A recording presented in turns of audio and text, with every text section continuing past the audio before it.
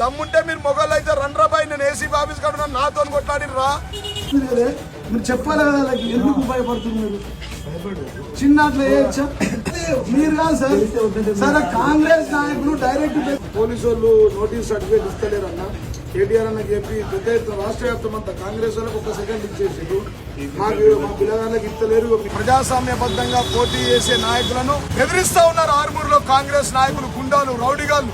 దమ్ముంటే ప్రజలలో రండి మీరు పోటీ చేద్దాం మేము పోటీ చేద్దాం మీకు దమ్ముంటే మీరు చేసిన పనులు చెప్పండి రా.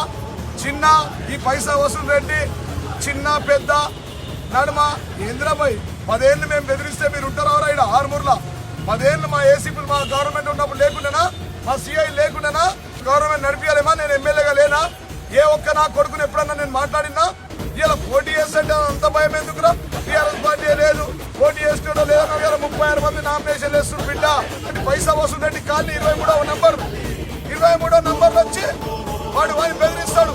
నాకు అట్టుకుంది ఆర్మూర్లో అడ్డ ఆర్మూర్ నుంచి కొట్లాడుతా నేను ఆర్మూర్లోనే పోగొట్టుకున్న ఆర్మూర్లో గెలుస్తా బిడ్డ. మీకు దమ్ముంటే 36 మంది నిలబెట్టండి. మీరు ఏందిరాబాయ్ ఆర్మూర్లోనేమో అక్రమ సంబంధం ఢిల్లీలోనేమో వ్యతిరేక జాతీయ పార్టీలు కాంగ్రెస్ వాడు బీజేపీ వాడు కలిసిపోతాడు వాడు వీడు సీట్లు పంచుకుంటాడు. సుదర్శన్ రెడ్డి వస్తాడు రాకేష్ రెడ్డి గారి ఇంటికాడ ఛాయ్ తాగి పువ్వు తినిపోతాడు. అరవింద్ గారు వస్తాడు సుదర్శన్ రెడ్డి గారి ఇంటికాడ తింటాడు. ఈ అక్రమ సంబంధం ఏంద్రా మీ కాంగ్రెస్ బీజేపీలకు వాడు వీడు మాట్లాడుకొని మా వాళ్ళని బెదిరిస్తున్నాడు. బిడ్డ చెప్తా ఉన్నా ఇది బెదిరిస్తే బెదిరే పార్టీ కాదు మెడలు పంచి తెలంగాణ సాధించిన పార్టీ మా స్టార్ హీరో కేసీఆర్ బిడ్డ. కేసీఆర్ మమ్మల్ని పెంచిండు.